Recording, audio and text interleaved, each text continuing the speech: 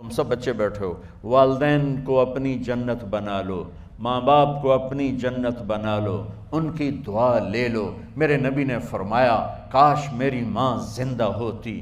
ماں کا خاص طور پر منشن کیا، میری ماں کیوں کہ باپ کو تو دیکھا ہی نہیں، اور ماں کو دیکھا ہے 6 سال۔ میری ماں زندہ ہوتی اور میں عشاء کی نماز کے مصلی پہ کھڑا ہوتا اور میرے گھر سے میری ماں کہتی محمد، تو میں ماں کے لیے نماز توڑ دیتا۔ میرا نبی کہہ رہا ہے۔ اور جب آپ حج پہ تشریف لے گئے اور ابوا کے میدان سے گزرے جہاں میرے نبی کی والدہ کا انتقال ہوا تھا، اس بات کو 57 سال گزر چکے ہیں۔ 6 برس کی عمر میں مدینہ سے نکلے 3 افراد، میرے نبی کی ماں، میرے نبی کے والد کی باندی ایمن، وہ بھی ماں ہیں، انہوں نے بھی دودھ پلایا تھا میرے نبی کو۔ 2 مائیں ہیں، ایک دودھ پلانے والی، ایک پیدا کرنے والی، اور ایک میرے نبی ہیں۔ جب ابوا کے پہاڑوں میں پہنچے تو اچانک ہارٹ اٹیک سے حضرت آمنہ 25 سال کی عمر میں انتقال فرما گئیں، اور میرے نبی نے اتنا اس کا غم لیا۔ 6 سال کا بچہ، میں سن 2000 میں وہاں گیا تھا، میرے آنسوں نہیں رکنے کو آ رہے تھے کہ کہاں میرے نبی کی ماں کو اللہ نے اٹھایا، نہ کوئی آسرا، نہ کوئی سہارا، نہ کوئی رشتہ، نہ کوئی جھولی، نہ کوئی چھاؤں، ایسے تنہا یتیم کر دی۔ جب ان کو پتھروں میں دبا کے نیچے اترے، ایمن کو سے ہاتھ چھڑا کر بھاگے اور اوپر پہاڑی پہ چڑھ گئے۔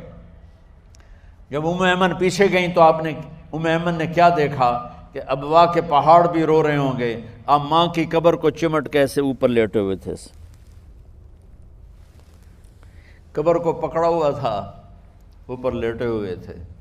جب ایمن قریب آئیں تو سنا آپ کہہ رہے تھے اماں جی، آپ کو تو پتہ تھا آپ کے سوا میرا کوئی نہ تھا، آپ مجھے چھوڑ کے کہاں چلی گئی، کیوں چلی گئی؟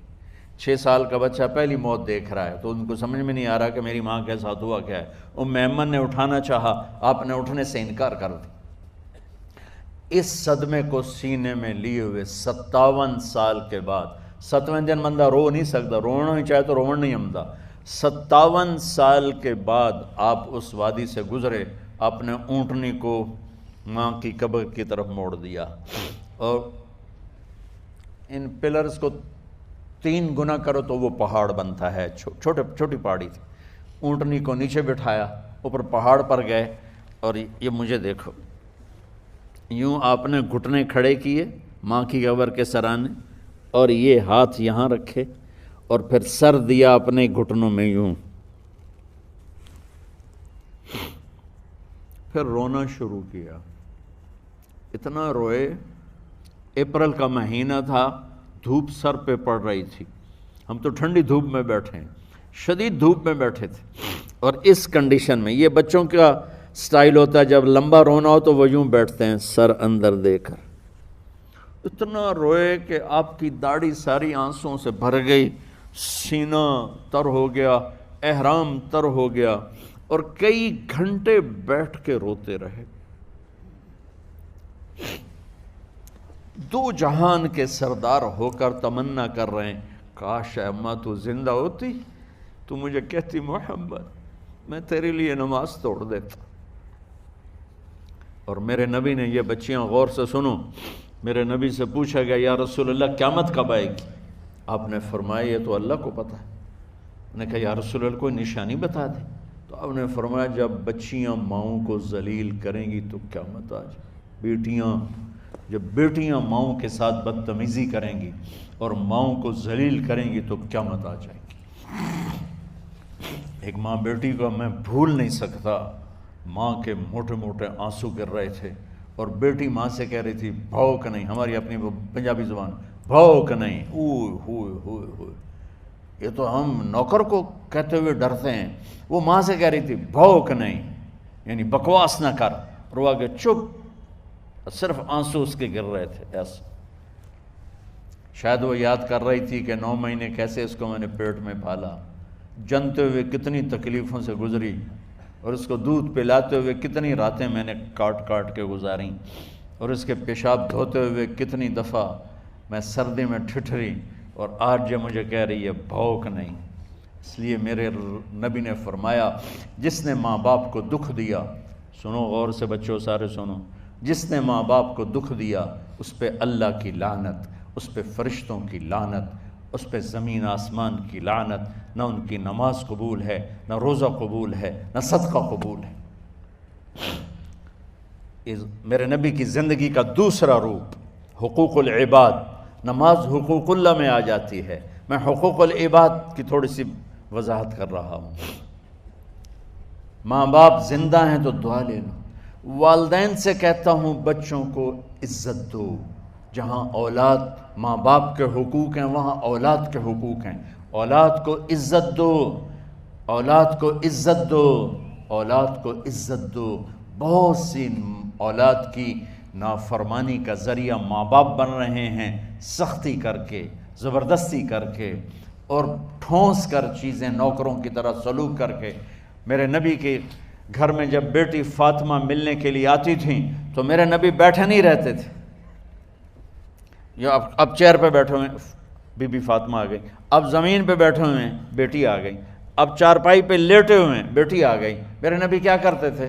کھڑے ہو جاتے تھے، کھڑے ہو جاتے، ایک دم کھڑے ہو جاتے تھے، اور پھر کھڑے نہیں رہتے تھے، تیزی سے آگے بڑھتے تھے اور حضرت فاطمہ کا ہاتھ پکڑ لیتے تھے۔ یہ والدین غور سے سنو، حضرت فاطمہ کا ہاتھ پکڑ لیتے تھے اور ہاتھ پکڑ کے مجھے دیکھو یوں بوسہ لیتے تھے، بیٹی کا بوسہ لیتے تھے، پھر ہاتھ چھوڑتے نہیں تھے، ہاتھ پکڑے پکڑے لاتے لاتے لاتے ان کو چارپائی پر پہلے بٹھاتے تھے پھر خود بیٹھتے تھے۔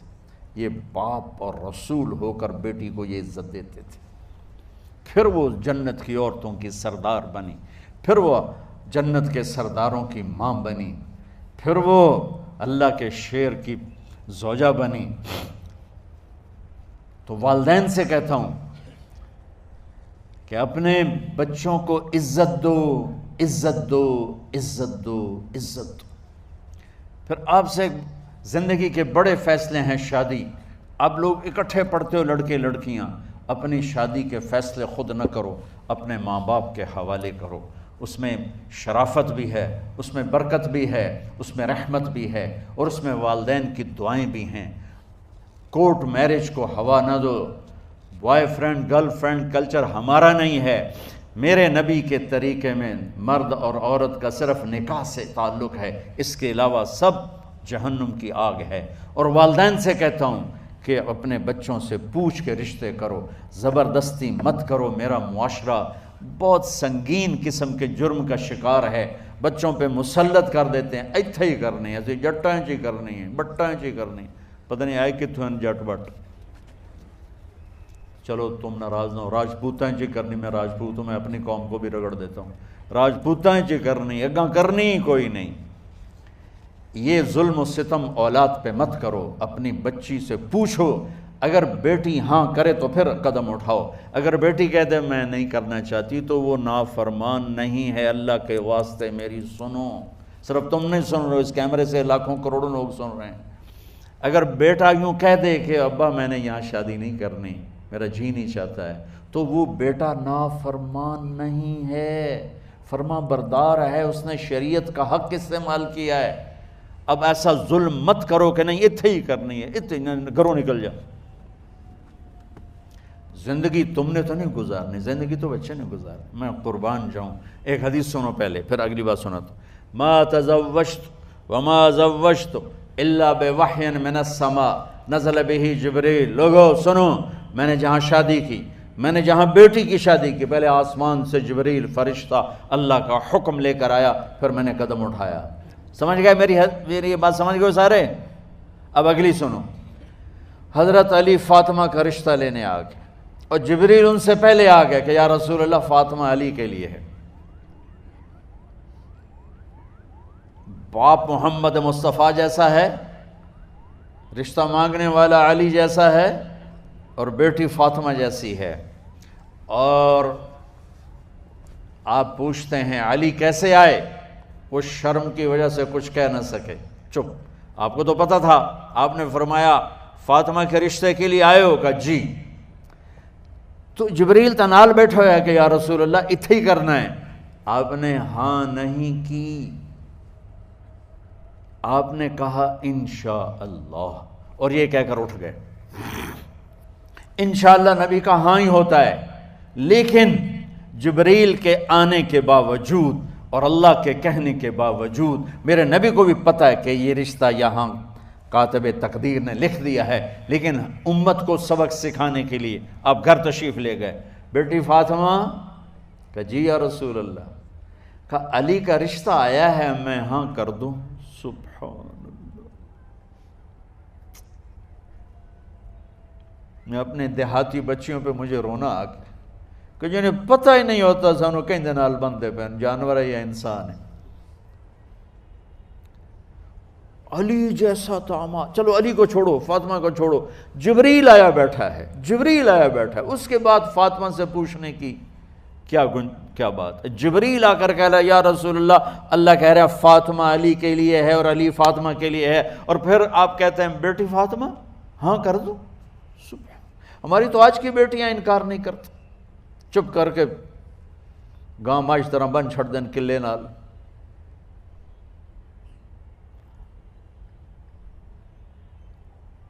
کوئی ان کے اندر کے جذبات کو سننے والا کوئی نہیں ہوتا، اپنی انانیت پر یہ فیصلے کرتے ہیں، اور میرا نبی کہہ رہا ہے بیٹی ہاں کر دو۔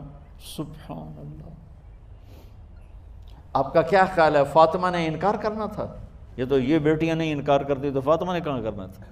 لیکن یہ سبق دینا تھا ان والدین کو جو نادانی میں نادانی کے فیصلے کر کے اولاد کو ہمیشہ ایک ٹھنڈی آگ میں دھکا دے دیتے ہیں۔ حضرت فاطمہ رضی اللہ تعالیٰ عنہا نے جب ہاں کی، پھر آپ باہر نکلے۔ اچھا مزے کا واقعہ ہو، حضرت علی اٹھ کے باہر نکلے تو صحابہ باہر کھڑے انتظار کر رہے تھے کہ کیا ہوا۔ حضرت علی کو بھیجنے والے تھے عبد الرحمن بن عوف۔ پہلے ابو بکر گئے تو آپ نے انکار کر دیا، عمر گئے رشتہ مانگا، آپ نے انکار کر دیا۔ عبد الرحمن بن عوف نے علی سے کہا آپ جائیں، آپ کا رشتہ رد نہیں ہوگا۔ کہنے لگے میرا تو ذاتی گھر بھی کوئی نہیں، مجھے کہاں سے رشتہ ملے گا، میں تو بالکل غریب ہوں۔ کہا نہیں تم جاؤ۔ تو واپس آتے انہوں نے عبد الرحمن بن عوف پہ چڑھائی کر دی، ویکھیا ہے نا تو میں نو گلے آئی، انکار ہو گیا۔ تو صحابہ نے پوچھا کیا ہوا؟ کہا کچھ کہا ہی نہیں، چپ کر کے اٹھ گئے۔ تو عبد الرحمن بن عوف کہنے لگے کچھ بولے صحیح، کہ بس اتنا کہا انشاءاللہ، کہا تو مبارک ہو، نبی کا انشاءاللہ ہاں ہوتا ہے۔ کہا اچھا، تو اتنے میں آپ باہر تشریف لے۔ کہا علی، کہا جی، کہا لو بلاؤ، لوگوں کو بلاؤ۔ ساری مسجد بھر گئی، آپ کے ساری مسجد فل ہو گئی۔ آپ ممبر پہ کھڑے ہوئے علی کو سامنے بٹھایا، کہا لوگو یہ جبریل میرے پاس اللہ کا پیغام لائے ہیں کہ میں فاطمہ بنت محمد کا نکاح علی بن ابی طالب کے ساتھ کر دوں۔ پھر آپ نے خطبہ پڑھا اور کہا کہ علی، ہائے ہائے ہائے، میں نے فاطمہ بنت محمد کو 400 درہم مہر کے عوض تیرے نکاح میں دیا، تو نے قبول کیا؟ حضرت علی نے زور سے نعرہ لگایا میں نے قبول کیا، اور سجدے میں چلے گئے، اللہ کا شکر کا سجدہ ادا کیا۔ پھر میرے نبی نے وہیں سارے مجمع کو شہد کا شربت پلایا اور تازہ کھجوریں کھلائیں، اور پھر جب رخصتی ہوئی تو آپ نے حضرت علی سے فرمایا کہ آپ آ کے لے جاؤ۔ پھر آپ نے حضرت ام سلمہ، حضرت حفصہ اور جناب حضرت عائشہ رضی اللہ تعالیٰ عنہ، ان تینوں کو بلا کر فرمایا تمہیں پتہ ہے نا مجھے فاطمہ سے کتنا پیار ہے، تو تم فاطمہ کو دلہن بناؤ، اس کی تیاری کرواؤ، اسے دلہن بناؤ۔ تو ان تینوں نے حضرت فاطمہ کو دلہن بنایا۔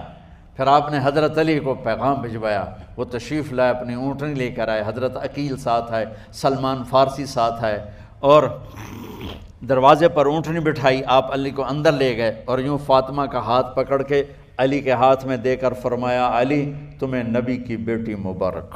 سبحان۔ پھر آپ نے کہا میری بیٹی فاطمہ، مجھے اپنے خاندان میں جو سب سے زیادہ محبوب تھا میں نے تیرا ہاتھ اس کے ہاتھ میں دے دیا ہے۔ والدین سے کہتا ہوں اپنے نبی کی زندگی پڑھو۔ میرا درد ہے کہ ہماری ثقافت میں اسلام داخل نہیں ہوا، ہمارے عبادت میں اسلام آ گیا، بہت سارا مجمع مرد عورتوں کا نمازی ہے، حاجی ہے، عمرے کرتے ہیں، لیکن ثقافت میں نبوت کی جھلک دکھائی دے، ثقافت میں اللہ کا نبی دکھائی دے، وہ نہیں ہے۔ زندگی بیت گئی اس انتظار میں، مدت سے لگ رہی تھی لب بام ٹک ٹکی، تھک تھک کے گر گئی نگہ انتظار آج، پتہ نہیں کب صبح ہوگی۔ چلو کہتے تو جائیں مجھے ہے اگرچہ بت ہیں جماعت کی آستینوں میں، مجھے ہے حکم اذان لا الہ الا اللہ۔ والدین کے ذمہ ہے اولاد کو عزت دینا، ان کی سب سے بڑی خواہش میں ان کا احترام کرنا کہ زندگی انہوں نے گزارنی ہے، اور آپ کے ذمہ ہے والدین کے آگے سر جھکا دینا۔ اللہ کے واسطے کورٹ میرجز اور خفیہ شادیاں یہ نہ ہماری ثقافت ہے نہ یہ انسانیت ہے۔ ہمیشہ دکھ دردوں میں زندگی گزرتی ہے کہ اصل زندگی تو موت کے بعد آنے والی ہے۔ تو والدین پڑھیں شریعت کو، اولاد بھی پڑھے اپنے نبی کی زندگی کو۔ ایک شخص حضرت عمر کے پاس آیا ایک بیٹے کو لے کر، کہا امیر المومنین یہ میرا بیٹا بڑا نافرمان ہے اور مجھے بہت تنگ کرتا ہے۔ حضرت عمر کے پاس لاٹھی ہوتی تو انہوں نے یوں اٹھائی، وہ کہنے لگا حضور معافی دیا جائے، ایک میری گل سن لو۔ آپ نے فرمایا کیا؟ کہنے لگا ماں پیو دے بڑے حق ہیں، بالکل ٹھیک ہے، پر کوئی ساڈا حق بھی ہے ماں پیو تے؟ آپ نے کہا ہاں۔ آپ نے کہا ہاں۔ کہنے لگے ذرا وہ بتا دیں۔ کہا پہلا حق ہے اچھی ماں تلاش کرے، نیک عورت تلاش کرے۔ دوسرا حق یہ ہے نام اچھا رکھے۔ تیسرا حق یہ ہے اس کو قرآن کی تعلیم دے۔ کہا جی پھر سن لو حضرت جی، میرے پیو کو پوچھو اس حبشی عورت نال شادی کر کے مینوں حبشی ماں دیتی، انہوں کوئی عرب ماں ہی نہیں لتی، میرا پہلا حق اس مارے ہے۔ دوسرا سن لو، اس نے میرا نام جولان رکھا ہے، جولان گندگی کے کیڑے کو کہتے کہ اس نے میرا نام جولان رکھا ہے۔ اور تری سن لو، اس آج تے مینوں قرآن دی شکل نہیں وکھائی۔ حضرت عمر ہوئی سوٹا وہ دے سر تے پھیر دے کہ پہلے تیری مالش کراں پھر ایدی کر سکتا۔ تو آج کے والدین بھی اپنی اولاد کے بارے میں بہت بہت بہت غافل ہیں، اور اولاد کا بھی حال یہی ہے، چونکہ ماں کیا ہے، باپ کیا ہے، اولاد کیا ہے، یہ شریعت، یہ قرآن بتاتا ہے، یہ میرے نبی کی زندگی بتاتی ہے۔